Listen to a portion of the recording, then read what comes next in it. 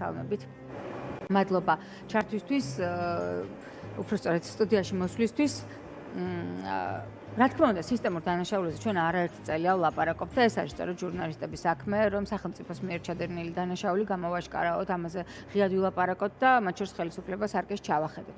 მაგრამ გორში გავრცელებულმა გადაღებულმა პოლიციელების ძალადობის კადრებმა საზოგადოების დიდი ნაწილის აღშფოთება გამოიწვია. თქვენ როგორც ადვოკატმა რა ნახეთ ამ კადრებში და არის თუ არა ეს სისტემური დანაშაულის ის ნაწილი, რომლის გადაღებას უბრალოდ ჟურნალისტებმა მოვახერხეთ და ასე გადარჩა პაპუნა ლოცულაშვილი ციხეს. სხვა შემთხვევაში ის ახლა შეიძლება პატიმარი ყოფილიყო მისი წამების და მისი სასტიკით ცემის მიუხედავად. მოგესალმებით, დღეს არის პოლიციის დღე და მინდა რომ პროფესიული დღე მიულოცო იმ πολიციელებს, რომლებიც ღირსეულად ემსახურებიან ქვეყანას და რომლებიც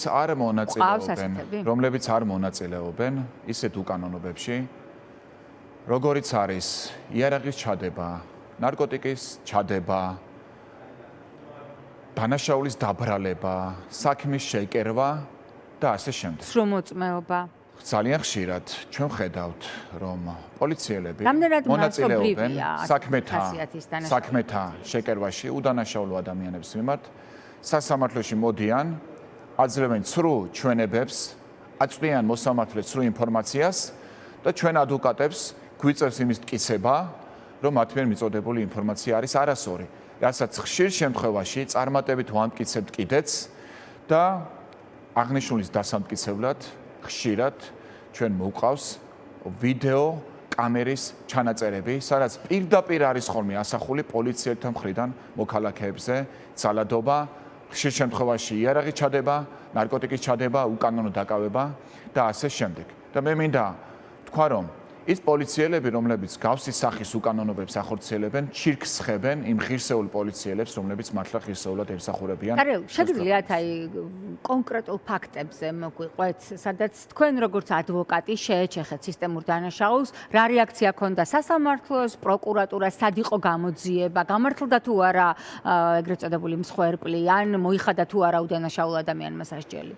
მე როდესაც დღეს თქვენ სტუდიაში ვარ და ამ საკითხთან დაკავშირებით საუბრობ, მე დარწმუნებული ვარ, ჩვენ გვიყურებს არაერთი ადამიანი საპატიმრო დაწესებულებიდან, რომლებიც დღეს პენიტენციურ დაწესებულებაში იმყოფებიან და რომლებიც არიან მსხვერპლნი პოლიციელთა მხრიდან ჩადენილი ძალადობის, საქმის შეკერვის და სხვადასხვა უკანონობების და რომლებიც ამბობს, რომ ცალკეულ გადაცდომებს ჰქონდა ადგილი და ჩვენ ეს ხალხი დავიჭირეთ, მაგრამ სისტემური დანაშაული არ არსებობს. რაც შეეხება აღნიშნულ საკითხს, გორში მოხდარ შემთხვევას.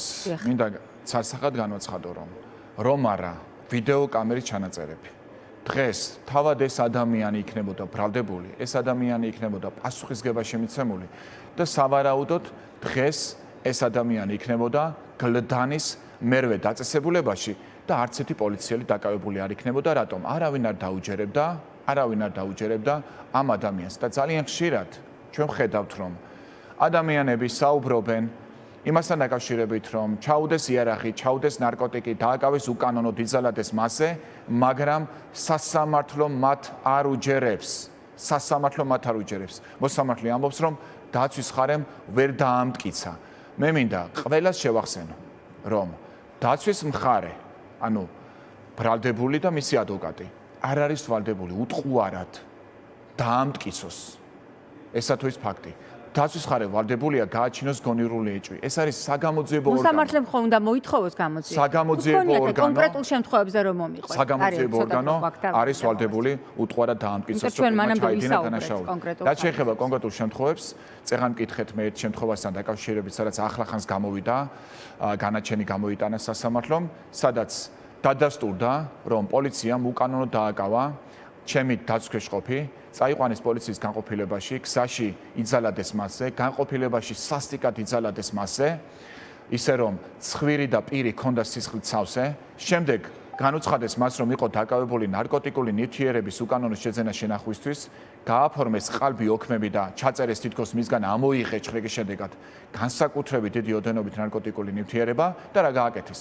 საქმის გასამყარებლად მას ჩაუდეს ხელთათმანიანი ხელი პირში, შემდეგ ეს ხელთათმანი წაუსვეს ნარკოტიკს იმისათვის, რათა გადაიტანათ მისი დნმ. დნმ გადაიტანეს ნარკოტიკზე. და საინტერესო რა არის? როდესაც სასამართლოში ეს პოლიციელები დაუკითხენ, მათ თქვეს, რომ ბრალდებულს არანაირი სისხლი ხელზე არ ქონია.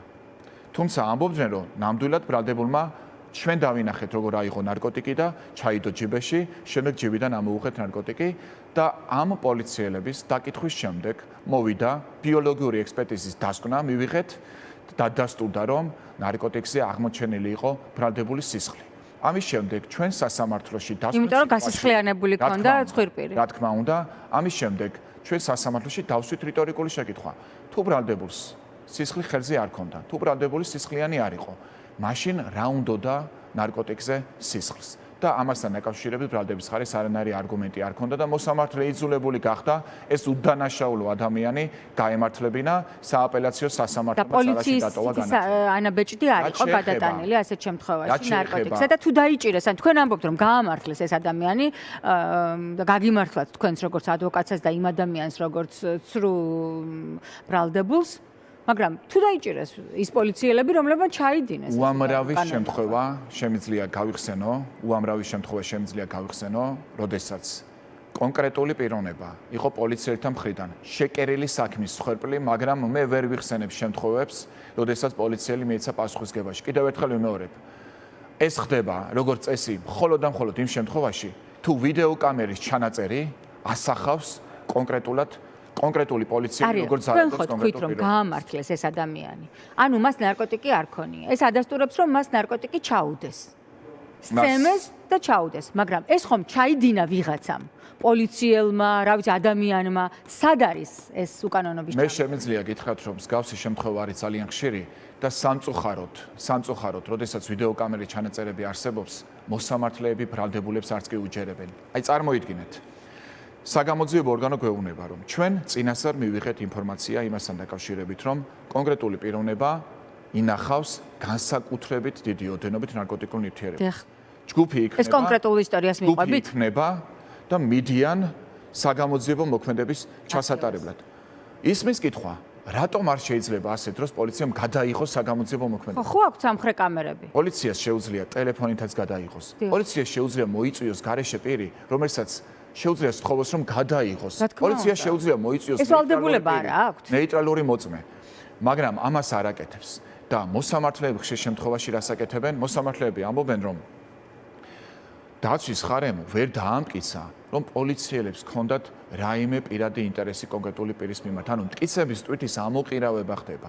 მაშინ როდესაც დაცვის მოსამართლეები თანამშრომლობენ მოძალადე და დამნაშავე პოლიციურ სისტემასთან. სასამართლო ყველა მოსამართლეს არ ეხება კიდევ ერთხელ ვიმეორებ, აი მაგალითად რომ დავაკონკრეტო მოსამართლეებთან დაკავშირებით, აი გორის სასამართლოს მოსამართლე ბატონი გერმანე დადაშქელიანი, რომელმაც გადაწყვეტილება მიიღო კონკრეტულ პოლიციელებთან დაკავშირებით. ხო, მაგრამ ეს გადაწყვეტილება ხო პოლიტიკური იყო. ყველაზე კარგად ერთ რამეს გეტყვით, ყველაზე კარგად ადვოკატებმა ვიცით, რომელ მოსამართლეს შეუძლია გაბედოს და მიიღოს გაბედული გადაწყვეტილება. იქ ლაშა დარბაიძემ თავიდან აიცილა. ეს არის მოსამართლე გერმანე დადაშქელიანი, თუნდაც ბატონი დარბაიძე, რომლებსაც მართლაც არაერთ საქმეში მიუღიათ ობიექტური და გაბედული გადაწყვეტილება ბრალდებულის როდესაც ჩვენ ვიცავდით და რომლებიც იყვნენ უკანონო ქმედებების მსხვერპლი. მაგრამ კიდევ ერთხელ ვიმეორებ, რომ ყველა მოსამართლე ხშირ შემთხვევაში ვერ იღებს გაბედულ გადაწყვეტილებას და ბრალდებულის ჩვენებას არ იზიარებენ. აი მაგ მაგალითი მომიყევით, თუ ყოფილა შემთხვევა, როცა თქვენი დაცვის ქვეშ მყოფს ტყუილ უბრალოდ წლები გაეტარებინოს ციხეში და ეს იცის მოსამართლემ რომ ის უდანაშაულოა, მაგრამ მაინც უშვებს საპატიმრო. უამრავი შემთხვევა ყოფილა, თქვენ აჩვენეთ კადრები. აი გავუშვებთ ახლა ამ კადრები ტელევიზიით, სადაც ძალიან კარგად ჩანს როგორ გადმოათრევენ მანქანიდან კონკრეტულ პიროვნებას, როგორ ძალადობენ მასზე. შემდეგ დაახლოებით საათნახევრის განმავლობაში ყავთ ეს ადამიანი გაჩერებული ისე რომ მისგან ვერანაირ უკანონო ნივთიერებას ვერ იღებენ, აფორმებენ ყალბ-ჩხრეკის ოქმებს და ჩხრეკის ოქმებში წერენ თითქოს მისგან ამოიღეს ნარკოტიკული ნივთიერება. ვიდეოკამერის ჩანაწერებში ჩანს რომ 10-ზე მეტი პოლიციელი იმყოფება კონკრეტულ ადგილას. ეს ადამიანები კი სასამართლოში აძლევენ ცრუ ჩვენებას თითქოს სადღაც 4, 5 და მაქსიმუმ 6 პოლიციელი იმყოფებოდა იქ. ასევე ამბობენ, რომ ჩვენ თავიდანვე ჩავატარეთ ხრეკა და ამოვიღეთ ნარკოტიკული ნივთიერება, კადრებში კი ჩანს, რომ არანაირი ნარკოტიკული ნივთიერება ამოღებული არ არის. ანუ მათი ჩვენებები ეწინააღმდეგება ვიდეო კამერის ჩანაწერს. და კიდევ ერთხელ ვიმეორებ, რომ საქმეების უმრავლესობაში საერთოდ არ არსებობს ვიდეო კამერის ჩანაწერი, ბრალდებული ამბობს, მცემეს, იძალადეს ჩემზე, ჩამიდეს ნარკოტიკი იარაღი, ბრალდების მხარე არ წარმოადგენს ვიდეო კამერის ჩანაწერს, მოსამართლე კი ბრმად ეყრდნობა პოლიციელთა ჩვენებებს. ახლა რა კადრებიც გადის ამ кейსზე მოგვიყევით, თუ შეიძლება დავაბრუნოთ ეს კადრები ისევ პირდაპირ ეთერში, აი დიდ ეკრანზე ვხედავთ, აი მიბრუნდით აქეთ დარიელ და ამიხსენით თუ შეიძლება. ეს არის 22 აგვისტოს მომხდარი. ეს არის 2018. ეს არის კადრები, სადაც ასახულია თუ როგორ დაისხნენ პოლიციელები თავს კონკრეტულ პიროვნებას. შუშები ჩაამსხვრიეს სხვათა შორის. გადმოიყვანეს მანქანიდან. და ნახეთ როგორ ძალადობენ მასზე. აქ დასტურდება რომ ნამდვილად ძალადობენ მასზე, უტყამენ.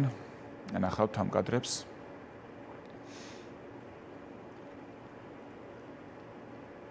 და რასე ყველა კომპონენტში ეს ვიდეო ადასტურებს რომ მათ მიერ სასამართლოში მიცემული ჩვენება არის ცრუ ჩვენება. ისინი ამბობენ რომ არანაირ ძალადობას ადგილი არ ქონია.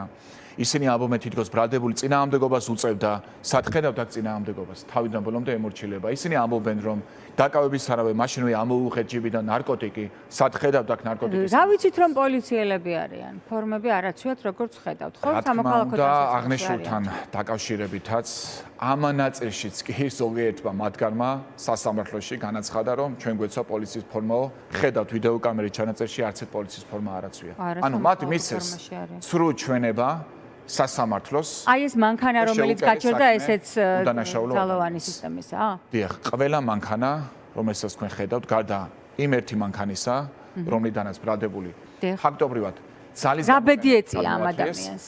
რაც შეეხება ამ ადამიანს, მას ბრალად ჰქონდა წარდგენილი ნარკოტიკული ნივთიერების უკანონო შეძენა შენახვა, რამდენიმე ეპიზოდი ჰქონდა ბრალად წარდგენილი და როდესაც მე ჩავერთე დაგვიანებით ამ საქმეში და წარვადგინე ვიდეო კამერის ჩანაწერი, რასაც ბრალდების მხარე ეწინააღმდეგებოდა, ამ ნაწილში სასამართლოს სხვა გზა არ ჰქონდა, ის გაამართლა, თუმცა სულ სხვა ეპიზოდთან დაკავშირებით, სადაც ვიდეო კამერა არ არსებობდა და სადაც ასევე საგამოძიებო მოქმედებებს ატარებდნენ ის პოლიციელები, რომლებმაც ამ შემთხვევაში ცრუ ჩვენება მისცეს. დიახ. მათი ჩვენებები გაიზიარა და მაინც დატოვა ძალაში გამამტყუნებელი განაჩენი უკვე იმ ერთ ეპიზოდთან დაკავშირებით. ეს როგორ თან გაამტყუნა და თან გაამართლა? აღნიშნული საქმე არის ადამიანის უფლებათა ევროპულ სასამართლოში. თან გაამტყუნა და თან გაამართლა არა. რაღაც ეპიზოდებში გაამართლა, ანუ იმ ეპიზოდებთან დაკავშირებით, რომელიც არის გადაღებული და სადაც თქვენ ხედავთ ნამდვილად რომ ასახულია ყველაფერი ვიდეო კამერის ჩანაწერებში, ხოლო სხვა ეპიზოდი არსებობდა, სადაც კონკრეტული პიროვნების სახლიდან ამოიღეს ნარკოტიკი, სულ სხვა ადამიანის სახლიდან, ის ადამიანი ამბობს, რომ მე ამ ბრალდებულისგან მაქვსო ეს ნარკოტიკიო და მან შეინახა ჩემს სახლშიო, ეს გაიზიარა სამწუხაროდ სასამართლომ და ამის საფუძველზე გაამტყუნა. ანუ შეხედეთ როგორი მოცემულობა არის, რომ ამოიღო ნარკოტიკი თქვენი ნაცნობის სახლიდან და მან თქვენმა ნაცნობმა რომ თქვას, რომ თქვენ შეინახეთ მის სახლში ნარკოტიკი. ეს არის საკმარისი, რომ მაგრამ ამას ხომ დამტკიცება სჭირდება? ამნაშავეთ ცნონ ამ ბრალდებაში. ამას ხო დამტკიცება სჭირდება რომ ის ამიტომ მოსამართლემ რა გააკეთა? სრულად გამართლება. ეს ადამიანი ახლაც სრულად გამართლება ვერ გაბედა. ამ ეპიზოდებში ნამდვილად გაამართლა, თუმცა ერთი ეპიზოდში გამამტყუნებელი განაჩენი ძალაში დატოვა. ამ ადამიანმა სულ ახლახანს დატოვა პენტენციური დაწესებულება დაახლოებით 5 წელი უდანაშაულო კაცმა მოიხადა ციხეში. 5 წელი იჯდა ციხეში? დაახლოებით. და სტრასბურგშია ახლა საქმე. და საქმე არის სტრასბურგში და ჩვენ ველოდებით რომ სტრასბურგში ამ საქმეს აუცილებლად მოვიგებთ. ძალიან საინტერესო არის. კიდევ ერთი ადვოკატი უნდა ჩავრთოთ პირდაპირ ეთერში, მარიამ ბარსონიძე, გორში 21 წლის